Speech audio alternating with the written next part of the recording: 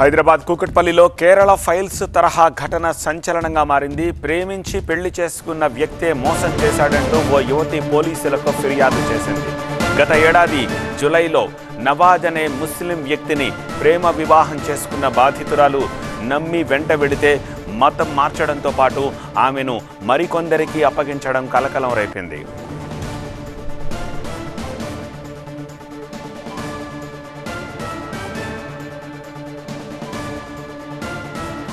దీనికి సంబంధించి బాధితురాలు కూకట్పల్లి పోలీసులకు ఫిర్యాదు చేసింది. బలవంతంగా మతం మార్పించారని యువతి ఆరోపించింది. మంచినీళ్లలో మత్తు మందిచ్చి నవాజు సోదరులు, స్నేహితులు తనపై అత్యాచారం చేశారని ఆవేదన వ్యక్తం చేసింది. అంతేకాదు నవాజ్ తనలా మరో ఇద్దరిని పెళ్లి చేసుకున్నాడని తెలిపింది. బాధితురాలి ఫిర్యాదుతోటి షేక్ నవాజ్, షేక్ మునావర్, ఇస్మాయిల్, షారూక్, ఇర్ఫాన్ అనే 5గురిపై కేసులు నమోదు చేశారు కూకట్పల్లి పోలీసులు. తల్లితో కలిసి హైదరాబాద్ కూకట్పల్లిలో నివాసం ఉండే బాధితురాలు వారి ఇంటికి సమీపంలో ఉండే నవాజ్ అనే వ్యక్తి పరిచయం అయ్యాడు. యువతిని ప్రేమిస్తున్నట్టు నమ్మించి గత ఏడాది జూలైలో పెళ్లి చేసుకున్నాడు. అయితే హిందూ మతంలోకి మారానని ఆ యువతిని నమ్మించి పెళ్లి చేసుకున్న నవాజ్ ఆ తర్వాత ఆమెతో కలిసి పంజగుట్టకు మకాం మార్చాడు. కానీ తాను మతం మారలేదని చెప్పి బాధితురాల్నే మతం మార్పించి పేరు మార్చి షాక్ ఇచ్చాడు.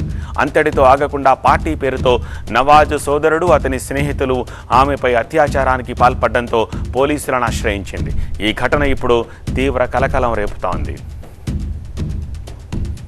ఫస్ట్ నాకు పరిచయం అయినప్పుడు కన్వర్ట్ అయ్యానని చెప్పి సర్టిఫికేట్ చూపించారు సార్. నాకు నవదుర్గాని చేంజ్ చేయాలని చెప్పారు. జూలై 28కి పెళ్లి చేసుకున్నారు సార్. తర్వాత నన్ను ముస్లింలోకి మార్పించుకున్నారు సార్. నజీరా అని పేరు పెట్టారు సార్. నేను వెజిటేరియన్, నాన్ వెజ్ తినను. బీఫ్ తినిపివ్వడము, కల్మా చదివించారు. 16.7 lakhs తీసుకున్నారు. దాని తర్వాత మళ్ళీ మా మమ్మీ ల్యాండ్ అమ్మిపించారు సార్. మళ్ళీ మా మమ్మీ గోల్డ్ చైన్ అమ్మిపించారు. వాళ్ళ అక్క వాళ్ళందరూ వచ్చి వాళ్ళ అక్క అదే అనింది, అంటే రేపటి రోజు నవాజ్ నీకు డివోర్స్ అంటే వాళ్ళ దాంట్లో తలాక్ అని 3 సార్లు అంటే తలాక్ అయిపోతుంది అని చెప్పింది నాకు.